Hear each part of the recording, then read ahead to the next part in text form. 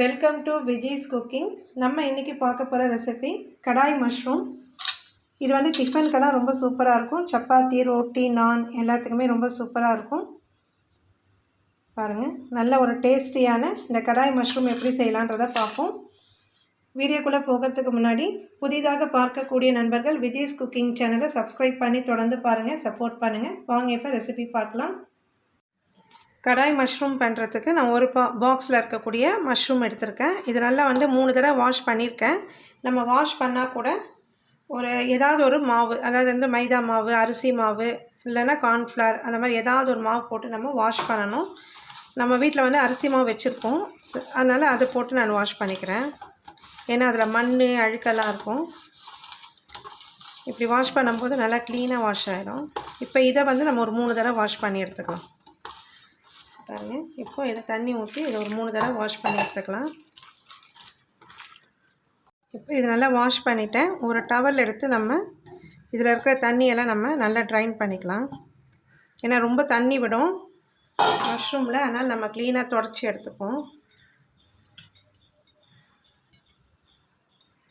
இப்போ வந்து நம்ம இந்த ரொம்ப நீட்டமாக காம்பு இருக்குன்னா இதில் கொஞ்சம் கட் பண்ணிவிடுங்க.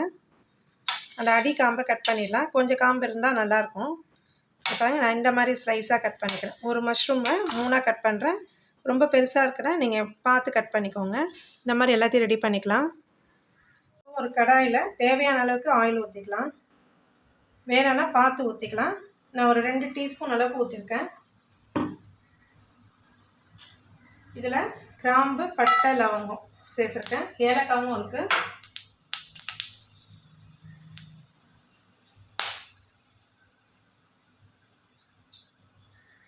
சீரகம் கொஞ்சமாக சேர்த்துக்கலாம். சீரகம் ரொம்ப பொரியக்கூடாது. நம்ம வெங்காயம் சேர்த்துக்கலாம். சாப் பண்ணி எடுத்துக்கேன். பொடியாக வந்து கட் பண்ண முடிஞ்சால் நீங்கள் கட் பண்ணிக்கோங்க. நான் வந்து சாப்பரில் போட்டு சாப் பண்ணியிருக்கேன். ஒரு 3 வெங்காயம், நம்மளுக்கு கிரேவி நிறைய வேணும்னா நீங்கள் ஒரு 4-5 வெங்காயம் கூட கட் பண்ணிக்கலாம். சப்பாத்தி, பூரி, நான், ரோட்டி எல்லாத்துக்குமே இது ரொம்ப சூப்பராக இருக்கும். மஷ்ரூம் பிடிக்கிறவங்களுக்கு ரொம்ப விரும்பி சாப்பிடுவாங்க. இதுவும் ஒரு புரட்டாசி ஸ்பெஷலாக தான் நான் செய்கிறேன். நல்லாயிருக்கும். பசங்களுக்கு இந்த மாதிரி செஞ்சு கொடுக்கும்போது ஹெல்த்தியாகவும் இருக்கும். வெளியே போய் வாங்கியும் சாப்பிட மாட்டாங்க. சிம்மரில் வச்சு ஆஃப் பண்ணிட்டு காற்று அடிக்குவாங்க. பாருங்கள், இது நல்லா வந்து செவந்து வரட்டும். நல்லா செவந்து வரணும், ரோஸ்ட் ஆகணும்.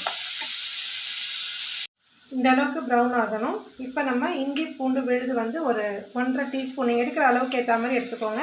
நீங்கள் இப்போ நிறைய பேர் இருக்காங்க, டபுள் பாக்ஸ் வாங்குறீங்கன்னா, 2 பாக்ஸ் வாங்குறீங்கன்னா அதுக்கேற்ற மாதிரி இதை டபுள் ஆகிக்கோங்க. நான் ஒரு 1.5லேருந்து 2 டீஸ்பூன் போடுறேன். ஃபஸ்ட்டு வந்து வெங்காயம் வந்து எப்போவுமே நல்ல கலராக மாறி தீராத மாதிரி நம்ம வந்து கருகவும் கூடாது. நல்லா ப்ரௌனாக ஆகிற மாதிரி நம்ம வதக்கணும். அதில் நல்ல ஒரு டேஸ்ட் கிடைக்கும். அதே மாதிரி இஞ்சி பூண்டு விழுது கூட நல்லா அந்த பச்சை வாசனைலாம் போகிற மாதிரி நம்ம வதக்கிக்கணும். அப்போ தான் அது நல்ல ஒரு ஸ்மெல் நல்லாயிருக்கும், ஃப்ளேவர் நல்லாயிருக்கும் நம்ம செய்கிற டிஷ்ஷு. இந்த மாதிரி கிரேவி செய்யும்போது நம்ம வந்து இப்போ நான் அதுக்கு முன்னாடி வீடியோவில் வந்து இது பண்ணியிருக்கேன், மீல் மேக்கர் கிரேவி பண்ணேன். சப்போஸ் உங்களுக்கு வந்து அந்த மீல் மேக்கர் பிடிக்கலன்னா அதுக்கு பதிலாக நீங்கள் வந்து இப்போ மஷ்ரூம் சேர்த்துக்கலாம், பன்னீர் சேர்த்துக்கலாம், இல்லை உருளைக்கிழங்கு சேர்த்துக்கலாம். இல்லை சாப்பிடக்கூடிய நாளாக இருந்தால் பாயில்டு எக்கு, வேக வச்ச முட்டையை வந்து நம்ம அதே கிரேவிக்கு செஞ்சு சாப்பிடும்போது சூப்பராக இருக்கும் டேஸ்ட்டு. இப்போ இதோட பச்சை வாசனை போகட்டும். அதுக்குள்ளே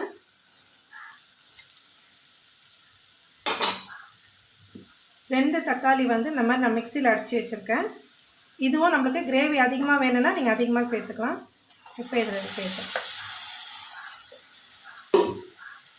கிரேவி அதிகம்னா நீங்கள் டப்பலாக சேர்த்துக்கலாம். ஆனால் இப்போ நைட்டுக்கும் நம்மளுக்கு வேணும் அப்படின்னா நம்ம நைட்டுக்கு சேர்த்துக்கலாம். பாருங்கள், இப்போ இது இந்த பச்சை வாசனைலாம் போகணும். இந்த தக்காளியில் இருக்கிற அந்த வாசனைலாம் போகணும். நம்ம 1 by 1 இப்போ மசாலா கூட சேர்த்துக்கலாம், ஆட் பண்ணிக்கலாம்.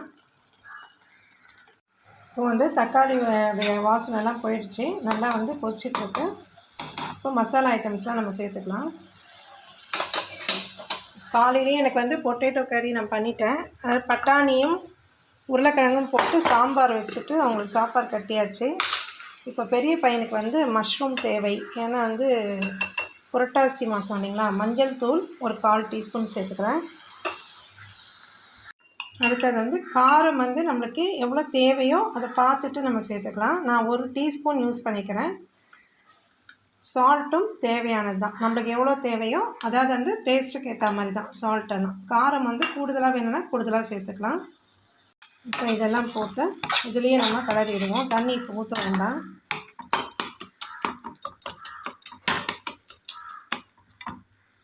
நான் ஒரு மூடி போட்டு வச்சுருந்தேன். அப்போ தான் நம்மளுக்கு எண்ணெய் பிரிஞ்சு வரும் கிரேவியில் இருந்து. பாருங்கள், எண்ணெய்லாம் ஓரளவுக்கு பிரிஞ்சு வந்திருக்கு. இப்போ இந்த டைமில் நம்ம மஷ்ரூம் கட் பண்ண மஷ்ரூமை சேர்த்துக்கலாம். குடமிளகாவும் வந்து வெங்காயமும் நான் க்யூபாக கட் பண்ணியிருக்கேன், அதையும் சேர்த்துப்போம். இந்த மாதிரி சேர்க்கறதுனால ஒரு நல்ல டேஸ்ட்டு கிடைக்கும். இப்போ அப்படியே கிளறி விடுங்க, உடையாத மாதிரி கிளறி விடுங்க. மஷ்ரூம் வந்து ஃபஸ்ட்டு வந்து நம்ம வாங்குகிறோன்னா நல்லா வாஷ் பண்ணி க்ளீன் பண்ணிவிட்டு தான் நம்ம அதை யூஸ் பண்ணணும். ரெண்டாவது வந்து தண்ணி வந்து நிறைய ஊற்றிடக்கூடாது, ஏன்னா மஷ்ரூமில் தண்ணி வந்து பிரிஞ்சு வரும், நிறைய தண்ணி வரும் நம்மளுக்கு. செகண்ட் வந்து ஓவர் குக்கு, அதாவது வந்து அதிகமாக அதை வந்து நம்ம சமைக்கக்கூடாது, ரொம்ப டைம் எடுத்து சமைக்கக்கூடாது. ஒரு 10 நிமிஷத்துலேயே அது வந்து நல்லாவே வெந்துடும். அது இல்லைன்னா உங்களுக்கு வந்து அப்படியே சுருங்கி போயிடும், நீங்கள் எவ்வளோ போட்டாலுமே நல்லா சுருங்கி வந்துடும். அதனால் இதெல்லாம் நம்ம ஃபாலோ பண்ணோன்னா நல்லாயிருக்கும். ரொம்ப டேஸ்ட்டான ஒரு ஹெல்த்தியான ஒரு ஃபுட் இது. ஸோ இதை இப்போ வந்து லைட்டாக கிளறியிருக்கேன். இப்போ வந்து கொஞ்சமாக வந்து கருவேப்பிலை சேர்த்துக்கலாம். கொஞ்சமாக வந்து சீரகத்தூள் எதுக்கு சேர்க்குறோன்னா நல்ல ஒரு ஃப்ளேவர் கிடைக்கும், வாசனை. அது இல்லைனாலும் பரவாயில்ல, ஆனால் சேர்த்தோன்னா நல்ல டேஸ்ட்டு நம்மளுக்கு வந்து அது எக்ஸ்ட்ரா டேஸ்ட்டெல்லாம் வந்து இப்படி தான் நம்மளுக்கு கிடைக்கும். நம்ம சோம்புத்தூள் சீரகத்தூள்லாம் எது இதில் சேர்க்கணுமோ அதில் மட்டும் நம்ம சேர்த்தோன்னா நல்ல ஒரு வாசனையாக டேஸ்ட்டாகவும் இருக்கும். இப்போ இதில் வந்து கொஞ்சமாக நம்ம தண்ணி ஊற்றி நம்மளுக்கு கிரேவி எந்த அளவுக்கு வேணுமோ அந்த அளவுக்கு, இப்போ நான் ஒரு 1/2 டம்ளர் தண்ணி ஊற்றுறேன். நம்மளுக்கு நல்ல ஒரு கிரேவி கிடைக்கும். தண்ணி உங்களுக்கு ரொம்ப வேண்டாம், ஒரு டம்ளர்லேருந்து நீங்கள் ஒரு 1/2 டம்ளர் கிரேவிக்கு ஏற்ற மாதிரி நீங்கள் சாப்பாடுக்கு வேணும்னா கம்மியாக ஊற்றிக்கலாம். இப்போ இதை மூடி போட்டு வச்சிட்டோன்னா இது நல்லா கொதிக்கும். இப்போ இது ஒரு 4லேருந்து 5 நிமிஷம் கொதிச்சிட்ருக்கு எல்லாம். இப்போ வந்து உங்களுக்கு வந்து அது மேலே நல்லா தெரியும் பாருங்கள், இப்படி எடுத்து பார்க்கும்போது உங்களுக்கு நல்லா வந்து மேலே வந்து மஷ்ரூம் நல்லா தெரியணும். அந்த மாதிரி இருந்தால் தான், இல்லைன்னா உங்களுக்கு சுருங்கிடுச்சுன்னு வைங்க, டேஸ்ட்டும் வந்து குறைஞ்சிரும், பசங்களுக்கு சாப்பிட்றதுக்கும் எடுத்து சாப்பிட்றதுக்கும் இருக்காது. நல்லா கிரேவியாக நல்லா இருக்குது. நான் வந்து கொஞ்சம் கிரேவியாக வேணுன்றதுனால இப்படி எடுத்திருக்கேன். பாருங்கள், சூப்பராக நம்முடைய கடாய் மஷ்ரூம் சூப்பராக இருக்கும், நல்லா டேஸ்டியாக இருக்கும். கண்டிப்பாக நீங்களும் ட்ரை பண்ணுங்கள். உப்பு வந்து இந்த டைமில் நீங்கள் டேஸ்ட் பார்த்துட்டு போட்டுக்கலாம். இப்போ நம்முடைய கடாய் மஷ்ரூம் ரெடி ஆகிடுச்சு. கண்டிப்பாக நீங்களும் ட்ரை பண்ணுங்கள். நம்ம அடுத்த வீடியோவில் பார்ப்போம். தேங்க்ஸ் ஃபார் வாட்சிங்.